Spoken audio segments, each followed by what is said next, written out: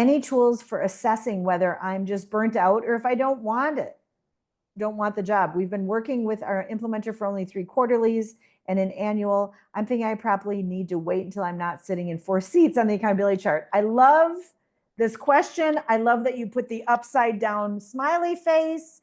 That is such an underutilized emoji. It is one of my favorites. Thank you for that. Okay.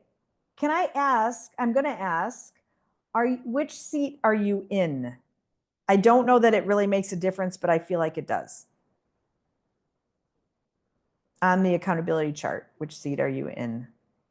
Well, you're in 4 seats. It's going to take you half an hour to write that down. Or you can just say it if you want to. Visionary, integrator, finance, and sales. Holy moly. Okay, yeah. So tools for assessing whether you're burnt out or don't want it. Okay.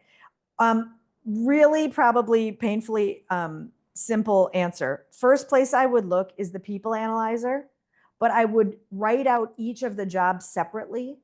So think only about the visionary seat and then people analyze yourself. Like pretend it's the only job you have.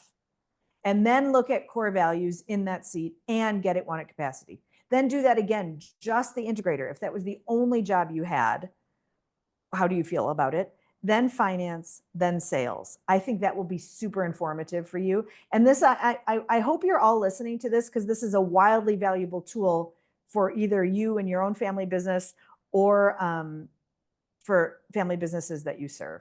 So that's the first place I'd have you look. I know it seems like wildly simple, but that's the first place. Second place I'd have you look is the Delegate and Elevate tool. And you may or may not have seen that one yet.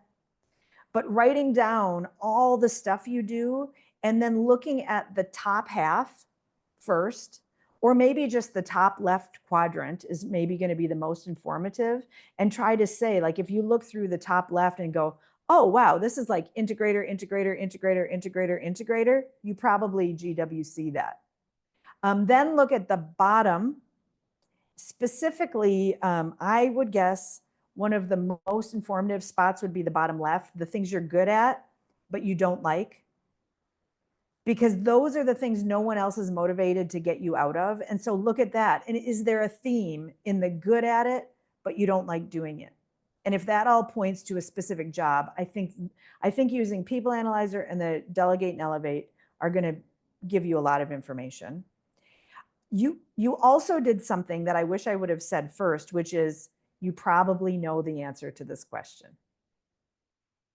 I wish I would have started there. Those tools are going to reinforce and might give you some new insights there.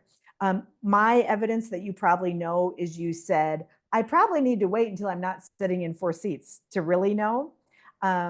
Yes, that is probably true. And People Analyzer and Delegate and Elevate are going to give you some information about which seats you should get out of first. Are you next, like second, third, or fourth, or fifth generation? Yeah. Okay, second. Okay. Oh, and you're the only one in the second generation? Okay, cool. So it is super common in your seat, because the first generation is probably the founder and they probably sat in all of them. That's your only model, and you feel like you need to do that. And that person, mom, dad, uncle, brother, cousin, thinks that you should do that too. It's just super common to feel that way. And it's super destructive to you as a person and to the business and to the legacy of the business to feel that you must, copy paste that model. And so I'd strongly recommend that you do that. And the seat that shows up the most in the bottom half of Delegate Elevate is the absolute first place to start delegating that away. And if it's integrator, go for it. You do not have to be the integrator in your family business if you're not uniquely skilled for that job. Same with visionary. Over the last 10 years, next month it'll be 10 years that I've been an EOS implementer. I have had lots of second and third generation family businesses that do not have a visionary in the next generation. If your company happens to be in software development or AI or some sort of like really fast-paced world, you probably need a visionary. If you are, I'm thinking of some of my clients, plumbing, HVAC, distributors, they're okay without a visionary. I'm working with one client. They're in a more fast-paced world. There is not a family member who's a visionary. What they have done is gotten a coach, a strategic thinking coach for that next generation person to bring in some of that visionary thinking because they just didn't naturally have it. And it's really freaking hard to hire a visionary. I mean, if you're not a visionary and you could go try to hire one, I mean, that would be the first place to go. But visionaries tend to not want to work for other people. So yeah, I hope that's helpful.